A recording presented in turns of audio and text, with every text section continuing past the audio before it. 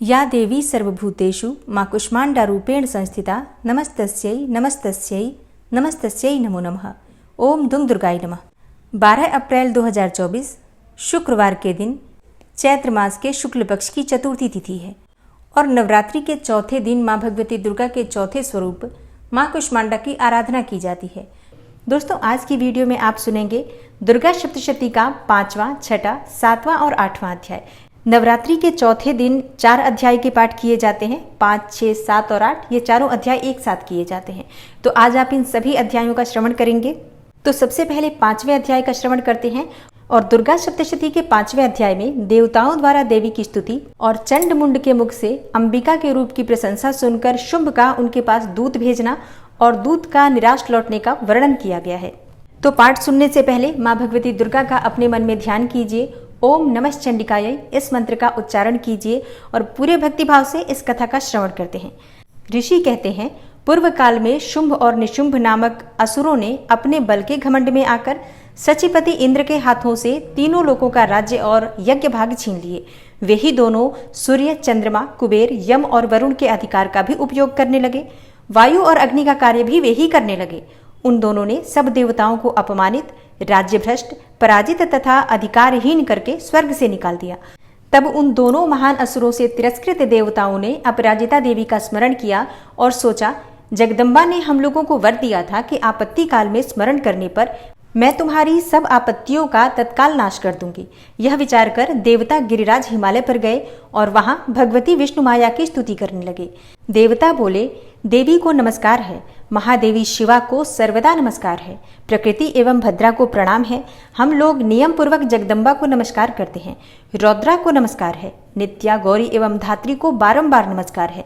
ज्योत्सनामयी, चंद्र रूपिणी एवं सुख स्वरूपा देवी को सतत प्रणाम है। शरणागतों का कल्याण करने वाली वृद्धि एवं सिद्धि रूपा देवी को हम बारंबार नमस्कार करते हैं। नैऋत्री अर्थात राक्षसों की लक्ष्मी, राजाओं की लक्ष्मी तथा सर्वाणी अर्थात शिव पत्नी स्वरूपा आप जगदम्बा को बार बार नमस्कार करते हैं। दुर्गा, दुर्गपारा, दुर्गम संकट से पार उतारने वाली, सारा अर्थात सबकी सारभूता, सर्वकारिणी, ख्याति, कृष्णा और धूम्रा देवी को सर्वदा नमस्कार है। अत्यंत सौम्य तथा अत्यंत रौद्र रूपा देवी को हम नमस्कार करते हैं। उन्हें बारंबार हम प्रणाम करते हैं। जगत की आधारभूता कृति देवी को बारंबार नमस्कार है। जो देवी सब प्राणियों में विष्णु माया के नाम से कही जाती हैं, उनको नमस्कार है। उनको नमस्कार, उनको बारंबार नमस्कार है। जो देवी सब प्राणियों में चेतना कहलाती हैं, उनको नमस्कार, उनको नमस्कार, उनको बारंबार नमस्कार है। जो देवी सब प्राणियों में बुद्धि रूप से स्थित हैं, उनको नमस्कार, उनको नमस्कार, उनको बारंबार नमस्कार है। जो देवी सब प्राणियों में निद्रा रूप से स्थित हैं, उनको नमस्कार, उनको नमस्कार, उनको बारंबार नमस्कार है। जो देवी सब प्राणियों में क्षुधा रूप से स्थित हैं, उनको नमस्कार, उनको नमस्कार, उनको बारंबार नमस्कार है। जो देवी सब प्राणियों में छाया रूप से स्थित हैं, उनको नमस्कार, उनको नमस्कार, उनको बारंबार नमस्कार है। जो देवी सब प्राणियों में शक्ति रूप से स्थित हैं, उनको नमस्कार, उनको नमस्कार, उनको बारंबार नमस्कार है। जो देवी सब प्राणियों में तृष्णा रूप से स्थित हैं, उनको नमस्कार, उनको नमस्कार, उनको बारंबार नमस्कार है। जो देवी सब प्राणियों में शांति रूप से अर्थात क्षमा रूप से स्थित हैं, उनको नमस्कार, उनको नमस्कार, उनको बारंबार नमस्कार है। जो देवी सब प्राणियों में जाति रूप से स्थित हैं, उनको नमस्कार, उनको नमस्कार, उनको बारंबार नमस्कार है। जो देवी सब प्राणियों में लज्जा रूप से स्थित हैं, उनको नमस्कार, उनको नमस्कार, उनको बारंबार नमस्कार है। जो देवी सब प्राणियों में शांति रूप से स्थित हैं, उनको नमस्कार, उनको नमस्कार, उनको बारंबार नमस्कार है। जो देवी सब प्राणियों में श्रद्धा रूप से स्थित हैं, उनको नमस्कार, उनको नमस्कार, उनको बारंबार नमस्कार है। जो देवी सब प्राणियों में कांति रूप से स्थित हैं, उनको नमस्कार, उनको नमस्कार, उनको बारंबार नमस्कार है। जो देवी सब प्राणियों में लक्ष्मी रूप से स्थित हैं, उनको नमस्कार, उनको नमस्कार, उनको बारंबार नमस्कार है। जो देवी सब प्राणियों में वृत्ति रूप से स्थित हैं, उनको नमस्कार, उनको नमस्कार, उनको बारंबार नमस्कार है। जो देवी सब प्राणियों में स्मृति रूप से स्थित हैं, उनको नमस्कार, उनको नमस्कार, उनको बारंबार नमस्कार है। जो देवी सब प्राणियों में दया रूप से स्थित हैं, उनको नमस्कार, उनको नमस्कार, उनको बारंबार नमस्कार है। जो देवी सब प्राणियों में तुष्ट रूप से स्थित हैं, उनको नमस्कार, उनको नमस्कार, उनको बारंबार नमस्कार है। जो देवी सब प्राणियों में माता रूप से स्थित हैं, उनको नमस्कार, उनको नमस्कार, उनको बारंबार नमस्कार है। जो देवी सब प्राणियों में भ्रांति रूप से स्थित हैं, उनको नमस्कार, उनको नमस्कार, उनको बारंबार नमस्कार है। जो जीवों के इंद्रिय वर्ग की अधिष्ठात्री देवी एवं सब प्राणियों में सदा व्याप्त रहने वाली हैं, उन व्याप्ति देवी को बारंबार नमस्कार है। जो देवी चैतन्य रूप से इस संपूर्ण जगत को व्याप्त करके स्थित हैं, उनको नमस्कार, उनको नमस्कार, उनको बारंबार नमस्कार है। पूर्व काल में अपने अभिष्ट की प्राप्ति होने से देवताओं ने जिनकी स्तुति की तथा देवराज इंद्र ने बहुत दिनों तक जिनका सेवन किया, वह कल्याण की साधनभूता ईश्वरी हमारा कल्याण और मंगल करें तथा सारी आपत्तियों का नाश कर डालें।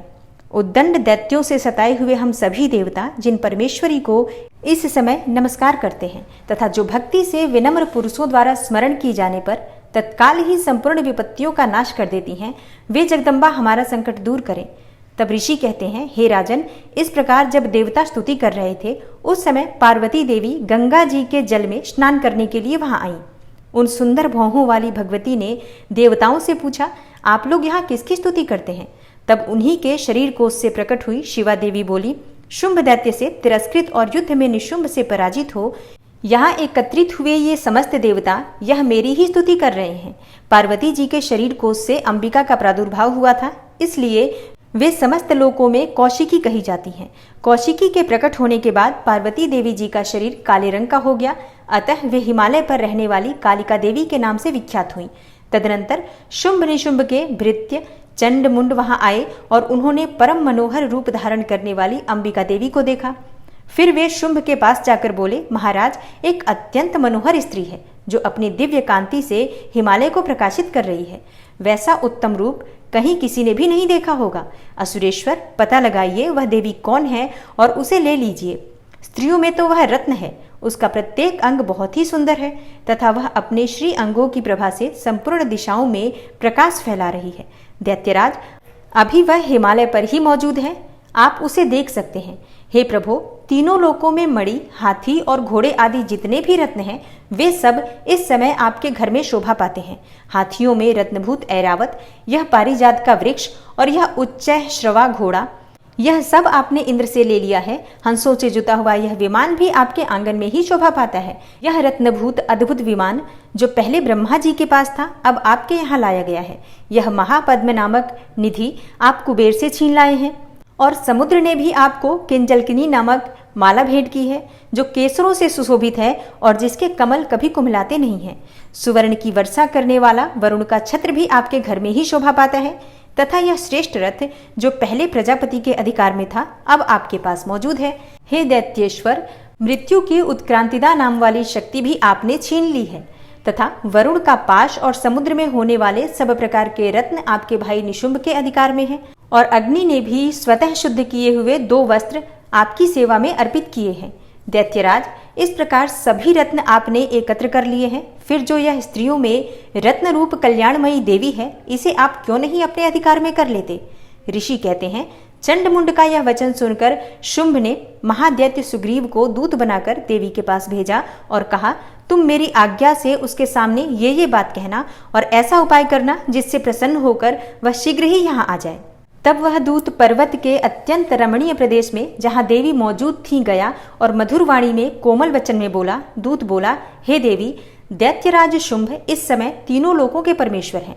मैं उन्हीं का भेजा हुआ दूत हूँ और यहाँ तुम्हारे ही पास आया हूँ।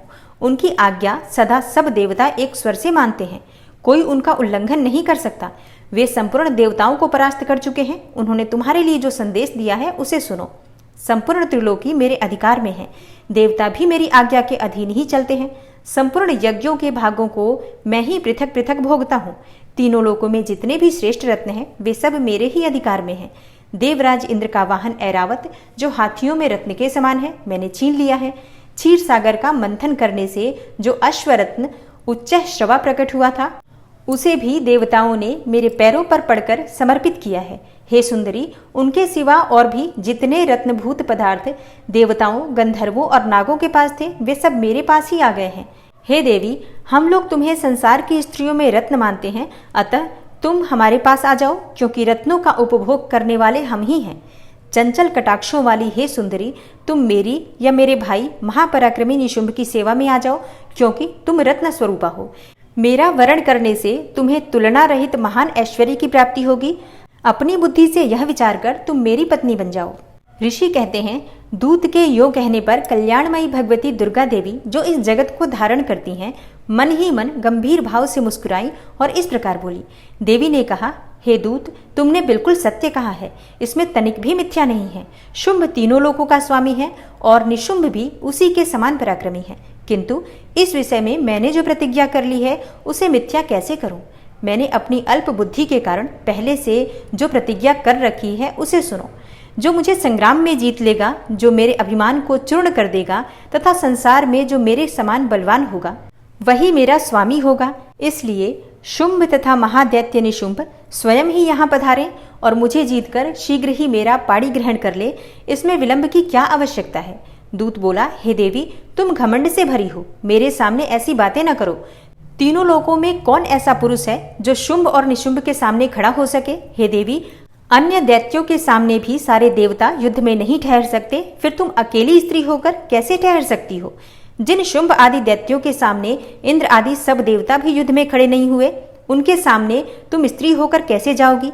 इसलिए तुम मेरे ही कहने से शुंभ और निशुंभ के पास चली जाओ। ऐसा करने से तुम्हारे गौरव की रक्षा होगी, अन्यथा जब वे केश पकड़कर घसीटेंगे तब तुम्हें अपनी प्रतिष्ठा खोकर जाना पड़ेगा। तब देवी ने कहा, तुम्हारा कहना ठीक है, शुंभ बलवान है और निशुंभ भी बड़े पराक्रमी है, किंतु क्या करूं? मैंने पहले बिना सोचे समझे प्रतिज्ञा कर ली है, अतः अब तुम जाओ। मैंने तुमसे जो कुछ कहा है वह सब दैत्यराज से आदरपूर्वक कहना, फिर वे जो उचित जान पड़े करें। इस प्रकार श्री मार्कंडेय पुराण में सावर्णिक मनवंतर की कथा के अंतर्गत देवी महात्म्य में देवी दूत संवाद नामक 5वां अध्याय पूरा हुआ। अब आप सुनेंगे दुर्गा सप्तशती का 6ठा अध्याय। 6ठे अध्याय में धूम्रलोचन वध का वर्णन किया गया है। ऋषि कहते हैं, देवी का यह कथन सुनकर दूत को बड़ा अमर्ष हुआ और उसने दैत्यराज के पास जाकर सब समाचार विस्तार पूर्वक कह सुनाया। दूत के उस वचन को सुनकर दैत्यराज कुपित हो उठा और दैत्य सेनापति धूम्रलोचन से बोला, धूम्रलोचन, तुम शीघ्र अपने साथ सेना लेकर जाओ और उस दुष्टा के केश पकड़कर घसीटते हुए उसे बलपूर्वक यहाँ ले आओ। उसकी रक्षा करने के लिए यदि कोई दूसरा खड़ा हो तो वह देवता, यक्ष अथवा गंधर्व ही क्यों न हो, उसे अवश्य मार डालना। ऋषि कहते हैं, शुंभ के इस प्रकार आज्ञा देने पर वह धूम्रलोचन दैत्य 60,000 असुरों की सेना को साथ लेकर वहां से तुरंत चल दिया। वहां पहुंचकर उसने हिमालय पर रहने वाली देवी को देखा और ललकार कर कहा, अरे तू शुंभ निशुंभ के पास चल। यदि इस समय प्रसन्नतापूर्वक मेरे स्वामी के समीप नहीं चलेगी तो मैं बलपूर्वक झोंटा पकड़कर घसीटते हुए तुझे ले चलूंगा। देवी बोली, तुम्हें दैत्यों के राजा ने भेजा है, तुम स्वयं भी बलवान हो और तुम्हारे साथ विशाल सेना भी है। ऐसी दशा में यदि मुझे बलपूर्वक ले चलोगे तो मैं तुम्हारा क्या कर सकती हूँ? ऋषि कहते हैं, देवी के यो कहने पर असुर धूम्रलोचन उनकी ओर दौड़ा। तब अंबिका ने हुम शब्द के उच्चारण मात्र से उसे भस्म कर दिया। फिर तो क्रोध में भरी हुई दैत्यों की विशाल सेना और अंबिका ने एक दूसरे पर तीखे सायकों, शक्तियों तथा फरसों की वर्षा आरंभ कर दी। इतने में ही देवी का वाहन सिंह क्रोध में भरकर भयंकर गर्जना करके गर्दन के बालों को हिलाता हुआ असुरों की सेना में कूद पड़ा। उसने कुछ दैत्यों को पंजों की मार से, कितनों को अपने जबड़ों से और कितने ही महादैत्यों को पटक कर ओठ की दाढ़ों से घायल करके मार डाला। उस सिंह ने अपने नखों से कितनों के पेट फाड़ डाले और थप्पड़ मारकर कितनों के ही सिर धड़ से अलग कर दिए। कितनों की भुजाएं और मस्तक काट डाले तथा अपनी गर्दन के बाल हिलाते हुए उसने दूसरे दैत्यों के पेट फाड़कर उनका रक्त चूस लिया। अत्यंत क्रोध में भरे हुए देवी के वाहन उस महाबली सिंह ने क्षण भर में ही असुरों की सारी सेना का संहार कर डाला। शुंभ ने जब सुना कि देवी ने धूम्रलोचन असुर को मार डाला तथा उसके सिंह ने सारी सेना का सफाया कर डाला, तब उस दैत्यराज को बड़ा क्रोध हुआ। उसका होठ कांपने लगा। उसने चंड और मुंड नामक 2 महादैत्यों को आज्ञा दी, हे चंड और हे मुंड, तुम लोग बहुत बड़ी सेना लेकर वहां जाओ। उस देवी के झोंटे पकड़कर अथवा उसे बांधकर शीघ्र यहाँ ले आओ। यदि इस प्रकार उसको लाने में संदेह हो तो युद्ध में सब प्रकार के अस्त्र शस्त्रों तथा समस्त आसुरी सेना का प्रयोग करके उसकी हत्या कर डालना। उस दुष्टा की हत्या होने पर तथा सिंह के भी मारे जाने पर उस अंबिका को बांधकर साथ लेकर शीघ्र ही लौट आना। ओम नमः चंडिकायै। इस प्रकार श्री मार्कंडेय पुराण में सावर्णिक मनवंतर की कथा के अंतर्गत देवी महात्म्य में धूम्रलोचन वध नामक 6वां अध्याय पूरा हुआ। और अब आप सुनेंगे दुर्गा सप्तशती का 7वां अध्याय, जिसमें चंड और मुंड के वध का वर्णन किया गया है। ऋषि कहते हैं, तदनंतर शुंभ की आज्ञा पाकर वे चंड मुंड आदि दैत्य चतुरंगिणी सेना के साथ अस्त्र शस्त्रों से सुसज्जित होकर चल दिए। फिर गिरिराज हिमालय के सुवर्णमय ऊंचे शिखर पर पहुंचकर उन्होंने सिंह पर बैठी हुई देवी को देखा। वे मंद मंद मुस्कुरा रही थी। उन्हें देखकर दैत्य लोग तत्परता से पकड़ने का उद्योग करने लगे। किसी ने धनुष तान लिया, किसी ने तलवार संभाली और कुछ लोग देवी के पास आकर खड़े हो गए। तब अंबिका ने उन शत्रुओं के प्रति बड़ा क्रोध किया। उस समय क्रोध के कारण उनका मुख काला पड़ गया, ललाट में भौहें टेढ़ी हो गईं और वहां से तुरंत विकराल मुखी काली प्रकट हुई, जो तलवार और पाश लिए हुए थीं। वे विचित्र खटवांग धारण किए और चीते के चर्म की साड़ी पहने नर मुंडों की माला से विभूषित थीं। उनके शरीर का मांस सूख गया था, केवल हड्डियों का ढांचा था, जिससे वे अत्यंत भयंकर जान पड़ती थी। उनका मुख बहुत विशाल था, जीभ लपलपाने के कारण वे और भी डरावनी प्रतीत होती थीं। उनकी आंखें भीतर को धंसी हुई और कुछ लाल थीं। वे अपनी भयंकर गर्जना से संपूर्ण दिशाओं को गुंजा रही थी। बड़े बड़े दैत्यों का वध करती हुई वे कालिका देवी बड़े वेग से दैत्यों की उस सेना पर टूट पड़ी और उन सबको भक्षण करने लगी। वे पार्श्वरक्षकों, अंकुशधारी महावतों, योद्धाओं और घंटा सहित कितने ही हाथियों को एक ही हाथ से पकड़कर मुंह में डाल लेती थी। इसी प्रकार घोड़े, रथ और सारथी के साथ रथी सैनिकों को मुंह में डालकर वे उन्हें बड़े भयानक रूप से चबा डालती थी। किसी के बाल पकड़ लेती तो किसी का गला दबा देती, किसी को पैरों से कुचल डालती और किसी को छाती के धक्के से गिराकर मार डालती थी। वे असुरों के छोड़े हुए बड़े बड़े अस्त्र शस्त्र मुंह से पकड़ लेती और रोष में भरकर उनको दांतों से पीस डालती थी। काली ने बलवान एवं दुरात्मा दैत्यों की वह सारी सेना रौंद डाली, खा डाली और कितनों को मार भगाया। कोई तलवार के घाट उतारे गए, कोई खटवांग से पीटे गए और कितने ही असुर दांतों के अग्रभाग से कुचले जाकर मृत्यु को प्राप्त हुए। इस प्रकार देवी ने असुरों की उस सारी सेना को क्षण भर में मार गिराया। यह देखकर चंड उन अत्यंत भयानक काली देवी की ओर दौड़ा तथा महादैत्य मुंड ने भी अत्यंत भयंकर बाणों की वर्षा से तथा हजारों बार चलाए हुए चक्रों से उन भयानक नेत्रों वाली देवी को आच्छादित कर दिया। वे अनेकों चक्र देवी के मुख में समाते हुए ऐसे जान पड़े मानो सूर्य के बहुतेरे मंडल बादलों के उदर में प्रवेश कर रहे हों। तब भयंकर गर्जना करने वाली काली ने अत्यंत रोष में भरकर विकट अट्टहास किया। उस समय उनके विकराल वदन के भीतर कठिनता से देखे जा सकने वाले दांतों की प्रभा से वे अत्यंत उज्जवल दिखाई देती थी। देवी ने बहुत बड़ी तलवार हाथ में ले हंग का उच्चारण करके चंड पर धावा किया और उसके केश पकड़कर उसी तलवार से उसका मस्तक काट डाला। चंड को मारा देखकर मुंड भी देवी की ओर दौड़ा। तब देवी ने रोष में भरकर उसे भी तलवार से घायल करके धरती पर सुला दिया। महापराक्रमी चंड और मुंड को मारा गया देखकर मरने से बची हुई बाकी सेना भय से व्याकुल हो चारों ओर भाग गई। तदनंतर काली ने चंड और मुंड का मस्तक हाथ में लेकर चंडिका के पास जाकर प्रचंड अट्टहास करते हुए कहा, हे देवी, मैंने चंड और मुंड नामक इन 2 महापशुओं को तुम्हें भेंट किया है। अब युद्ध यज्ञ में तुम शुंभ और निशुंभ का स्वयं ही वध करना। ऋषि कहते हैं, वहां लाए हुए उन चंड मुंड नामक महादैत्यों को देखकर कल्याणमयी चंडी ने काली से मधुर वाणी में कहा, हे देवी, तुम चंड और मुंड को लेकर मेरे पास आई हो, इसलिए संसार में चामुंडा के नाम से तुम्हारी ख्याति होगी। ओम नमः चंडिकायै। इस प्रकार श्री मार्कंडेय पुराण में सावर्णिक मनवंतर की कथा के अंतर्गत देवी महात्म्य में चंड मुंड वध नामक 7वां अध्याय पूरा हुआ। और अब आप सुनेंगे दुर्गा सप्तशती का 8वां अध्याय। 8वें अध्याय में रक्त बीज वध का वर्णन किया गया है। ऋषि कहते हैं, चंड और मुंड नामक दैत्यों के मारे जाने तथा बहुत सी सेना का संहार हो जाने पर दैत्यों के राजा प्रतापी शुंभ के मन में बड़ा क्रोध हुआ और उसने दैत्यों की संपूर्ण सेना को युद्ध के लिए कूच करने की आज्ञा दी। वह बोला, आज उदायुध नाम के 86 दैत्य सेनापति अपनी सेनाओं के साथ युद्ध के लिए प्रस्थान करें। कंबु नाम वाले दैत्यों के 84 सेनानायक अपनी वाहिनी से घिरे हुई यात्रा करें। 50 कौटिवीर्य कुल के और 100 धौम्र कुल के असुर सेनापति मेरी आज्ञा से सेना सहित कूच करें। कालक, दौरहृद, मौर्य और कालकेय असुर भी युद्ध के लिए तैयार होकर मेरी आज्ञा से तुरंत प्रस्थान करें। भयानक शासन करने वाला असुर राज शुंभ इस प्रकार आज्ञा देकर सहस्त्रों बड़ी बड़ी सेनाओं के साथ युद्ध के लिए प्रस्थित हुआ। उसकी अत्यंत भयंकर सेना आती देखकर चंडिका ने अपने धनुष की टंकार से पृथ्वी और आकाश के बीच का भाग गुंजा दिया। हे राजन, तदनंतर देवी के सिंह ने भी बड़े जोर जोर से दहाड़ना आरंभ किया। फिर अंबिका ने घंटे के शब्द से उस ध्वनि को और भी बढ़ा दिया। धनुष की टंकार, सिंह की दहाड़ और घंटे की ध्वनि से संपूर्ण दिशाएं गूंज उठी। उस भयंकर शब्द से काली ने अपने विकराल मुख को और भी बढ़ा लिया तथा इस प्रकार वे विजयिनी हुई। उस तुमुल नाद को सुनकर दैत्यों की सेनाओं ने चारों ओर से आकर चंडिका देवी, सिंह तथा काली देवी को क्रोधपूर्वक घेर लिया।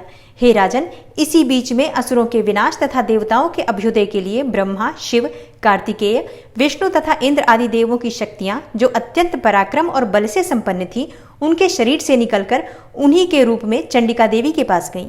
जिस देवता का जैसा रूप, जैसा वेश और जैसा वाहन है, ठीक वैसे ही साधनों से संपन्न हो उसकी शक्ति असुरों से युद्ध करने के लिए आई। सबसे पहले हंस युक्त विमान पर बैठी हुई, अक्षसूत्र और कमंडलू से सुशोभित ब्रह्मा जी की शक्ति उपस्थित हुई, जिसे ब्रह्माणी कहते हैं। महादेव जी की शक्ति वृषभ पर आरूढ़ हो, हाथों में श्रेष्ठ त्रिशूल धारण किए और महानाग का कंकण पहने, मस्तक में चंद्र रेखा से विभूषित होकर वहां आ पहुंची।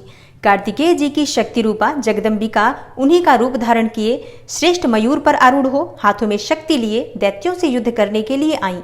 और इसी प्रकार भगवान विष्णु की शक्ति गरुड़ पर विराजमान होकर शंख, चक्र, गदा, सारंग, धनुष तथा खड्ग हाथ में लिए वहां आई। अनुपम यज्ञ वाराह का रूप धारण करने वाले श्रीहरि की जो शक्ति है, वह भी वाराह शरीर धारण करके वहां उपस्थित हुई। नारसिंही शक्ति भी नृसिंह के समान शरीर धारण करके वहां आई। उसकी गर्दन के बालों के झटके से आकाश के तारे बिखरे पड़ते थे। इसी प्रकार इंद्र की शक्ति वज्र हाथों में लिए गजराज ऐरावत पर बैठकर आई। उसके भी सहस्त्र नेत्र थे। इंद्र का जैसा रूप है वैसा ही उसका भी था।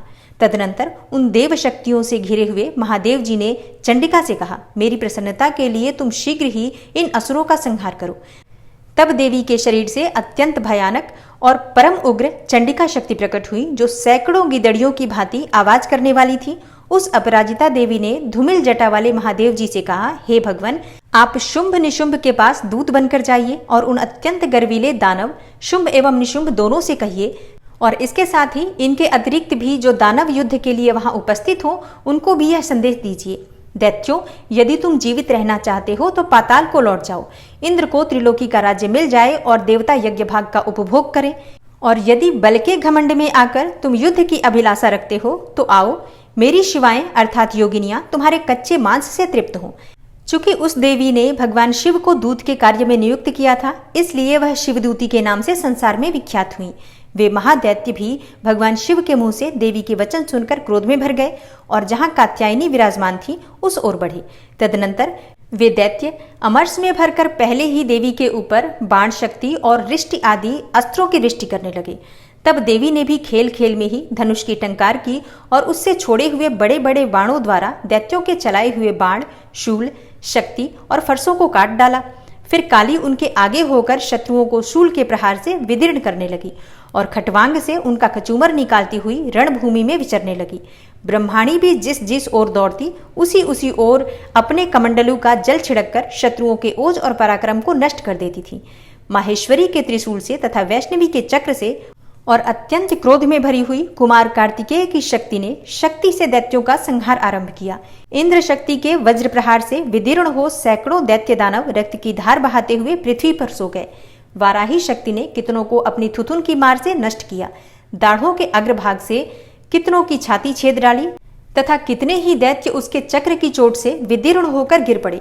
नारसिंही भी दूसरे महादैत्यों को अपनी नखों से विदीर्ण करके खाती और सिंहनाद से दिशाओं और आकाश को गुंजाती हुई युद्ध क्षेत्र में विचरने लगी। कितने ही असुर शिवदूती के प्रचंड अट्टहास से अत्यंत भयभीत हो पृथ्वी पर गिर पड़े और गिरने पर उन्हें शिवदूती ने उस समय अपना ग्रास बना लिया। इस प्रकार क्रोध में भरे हुए मातृगणों को नाना प्रकार के उपायों से बड़े बड़े असुरों का मर्दन करते देखकर दैत्य सैनिक भाग खड़े हुए। मातृगणों से पीड़ित दैत्यों को युद्ध से भागते देखकर रक्तबीज नामक महादैत्य क्रोध में भरकर युद्ध करने के लिए आया। उसके शरीर से जब रक्त की बूंद पृथ्वी पर गिरती तब उसी के समान शक्तिशाली एक दूसरा महादैत्य पृथ्वी पर पैदा हो जाता। महासुर रक्तबीज हाथ में गदा लेकर इंद्र शक्ति के साथ युद्ध करने लगा। तब ऐन्द्री ने अपने वज्र से रक्तबीज को मारा। वज्र से घायल होने पर उसके शरीर से बहुत सा रक्त चूने लगा और उससे उसी के समान रूप तथा पराक्रम वाले योद्धा उत्पन्न होने लगे। उसके शरीर से रक्त की जितनी बूंदें गिरी उतने ही पुरुष उत्पन्न हो गए। वे सब रक्त बीज के समान ही वीर्यवान, बलवान तथा पराक्रमी थे। वे रक्त से उत्पन्न होने वाले पुरुष भी अत्यंत भयंकर अस्त्र शस्त्रों का प्रहार करते हुए वहां मातृगणों के साथ घोर युद्ध करने लगे। पुनः वज्र के प्रहार से जब उसका मस्तक घायल हुआ तब रक्त बहने लगा और उससे हजारों पुरुष उत्पन्न हो गए। वैष्णवी ने युद्ध में रक्त बीज पर चक्र का प्रहार किया तथा ऐन्द्री ने उस दैत्य सेनापति को गदा से चोट पहुंचाई। वैष्णवी के चक्र से घायल होने पर उसके शरीर से जो रक्त बहा और उससे जो उसी के बराबर आकार वाले सहस्त्रों महादैत्य प्रकट हुए, उनके द्वारा संपूर्ण जगत व्याप्त हो गया।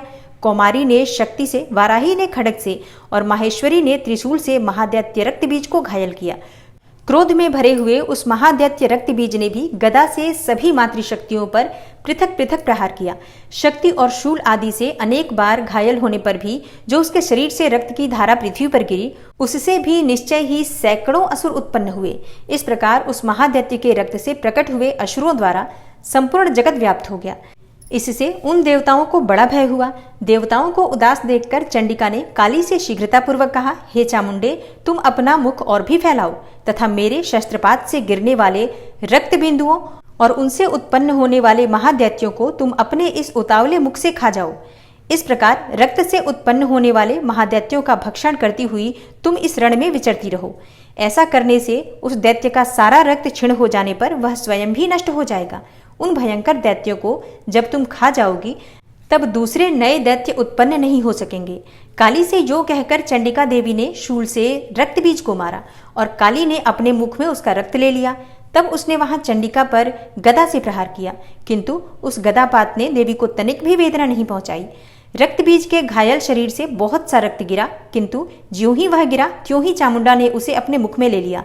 रक्त गिरने से काली के मुख में जो महादैत्य उत्पन्न हुए उन्हें भी वह चट कर गई और उसने रक्त बीज का रक्त भी पी लिया। तदनंतर देवी ने रक्त बीज को, जिसका रक्त चामुंडा ने पी लिया था, वज्र, बाण, खड्ग तथा रिष्टि आदि से मार डाला। हे राजन, इस प्रकार शस्त्रों के समुदाय से आहत एवं रक्तहीन हुआ महादैत्य रक्त बीज पृथ्वी पर गिर पड़ा। हे नरेश्वर, इससे देवताओं को अनुपम हर्ष की प्राप्ति हुई और मातृगण उन असुरों के रक्तपान के मद से उद्धत सा होकर नृत्य करने लगा। ओम नमः चंडिकाय। इस प्रकार श्री मार्कंडेय पुराण में सावर्णिक मनवंतर की कथा के अंतर्गत देवी महात्म्य में रक्त बीज वध नामक 8वां अध्याय पूरा हुआ। और अब आप सुनेंगे माँ दुर्गा की आरती। ओम जय अम्बे गौरी मैया, जय श्यामा गौरी मैया जी को निश दिन ध्यावत, तुमको निश दिन ध्यावत, हरि ब्रह्मा शिवरी। ओम जय अम्बे गौरी। मांग सिंदूर बिराजत, टीको मृग मद को, उज्ज्वल से दो नैना, चंद्र बदन नीको। ओम जय अम्बे गौरी। कनक समान कलेवर, रक्तांबर राजे, रक्त पुष्प गले माला, कंठन पर साजे। ओम जय अम्बे गौरी। के हरि वाहन राजत, खड्ग खपर धारी, सुर नर मुनि जन सेवत, तिनके दुख हारी। ओम जय अम्बे गौरी। कानन कुंडल शोभित, नासाग्रे मोती, कोटिक चंद्र दिवाकर, राजत समज्योति। ओम जय अम्बे गौरी। शुंभ निशुंभ विडारे, महिषासुर घाती, धूम्र विलोचन नैना, निशिदिन मदमाती। ओम जय अम्बे गौरी। 64 योगिनी मंगल गावे, नृत्य करत भैरो मैया, नृत्य करत भैरो, बाजत ताल मृदंगा, अरु बाजत डमरू। ओम जय अम्बे गौरी। भुजाचार अति शोभित, खड्ग खपर धारी, मन वांछित फल पावत, सेवत नर नारी। ओम जय अम्बे गौरी। कंचन थाल विराजत अगर कपूर बाती, श्रीमाल के तुम राजत कोटि रतन ज्योति, मैया जय अम्बे गौरी। श्री अम्बे जी की आरती जो कोई नर गावे, कहत शिवानंद स्वामी भजत हरि हर स्वामी, मनवांछित फल पावे। ओम जय अम्बे गौरी। जय अम्बे गौरी मैया जय श्यामा गौरी, मैया जी को निश दिन ध्यावत, तुमको निश दिन ध्यावत, हरि ब्रह्मा शिवरी। ओम जय अम्बे गौरी, ओम जय अम्बे गौरी, मैया जय श्यामा गौरी। माँ की आरती करने के बाद क्षमा प्रार्थना ज़रूर करनी चाहिए। तो दोनों हाथ जोड़कर माँ से क्षमा प्रार्थना करते हैं। हे परमेश्वरी, मेरे द्वारा दिन रात बहुत से अपराध होते रहते हैं। मुझे अपना दास समझकर मेरे उन अपराधों को आप कृपापूर्वक क्षमा करिए। हे परमेश्वरी, मैं आवाहन करना नहीं जानता, विसर्जन करना भी नहीं जानता तथा पूजा करने का ढंग भी नहीं जानता। हे माँ, मुझे क्षमा करिए। हे देवी सुरेश्वरी, मैंने जो मंत्रहीन अर्थात ना मंत्रों को जानता हूँ, क्रियाहीन अर्थात ना क्रियाओं को जानता हूँ, और भक्तिहीन अर्थात ना भक्ति के प्रकार जानता हूँ, तो मैंने जो मंत्रहीन, क्रियाहीन और भक्तिहीन पूजन किया है वह सब आपकी कृपा से पूरे हों। सैकड़ों अपराध करने के बाद भी जो आपकी शरण में आके जगदम्बा कहकर पुकारता है, उसे वह गति प्राप्त होती है जो ब्रह्मा आदि देवताओं के लिए भी पाना आसान नहीं है। हे जगदम्बिके, मैं अपराधी हूँ किंतु आपकी शरण में आया हूँ। इस समय दया का पात्र हूँ, आप जैसा चाहें वैसा करें। हे देवी परमेश्वरी, अज्ञानवश भूल से या बुद्धि भ्रष्ट होने के कारण मैंने जो भी न्यूनता या अधिकता कर दी हो वह सब क्षमा करें और प्रसन्न हो। हे सच्चिदानंद स्वरूपा परमेश्वरी, जगन माता कामेश्वरी, आप प्रेम पूर्वक मेरी यह पूजा स्वीकार करें और मुझ पर प्रसन्न रहें। हे देवी सुरेश्वरी, आप गोपनीय से भी गोपनीय वस्तु की रक्षा करने वाली हैं। मेरे निवेदन किए हुए इस जप को ग्रहण करिए। आपकी कृपा से मुझे सिद्धि की प्राप्ति हो। इस प्रकार क्षमा प्रार्थना मंत्र के पाठ से दुर्गा माता आपके जाने अनजाने में हुए सारे अपराधों को क्षमा करेंगी और उनकी कृपा सदैव आपके ऊपर बनी रहेगी। तो दोस्तों, उम्मीद करती हूँ कि आज की वीडियो आपको ज़रूर पसंद आई होगी।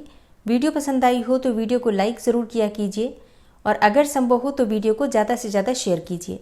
चैनल पर पहली बार आए हैं और अगर अभी तक आपने इस चैनल को सब्सक्राइब नहीं किया है तो आज की वीडियो अगर आपको अच्छी लगे तो चैनल को सब्सक्राइब करके बेल आइकन को ज़रूर प्रेस कर लीजिए। इससे ये होगा कि इस चैनल पर जो भी नई वीडियो अपलोड होंगी उनकी नोटिफिकेशन आपको सही समय पर प्राप्त होगी। मिलती मैं आपसे अगली वीडियो में, तब तक के लिए जय श्री राधे।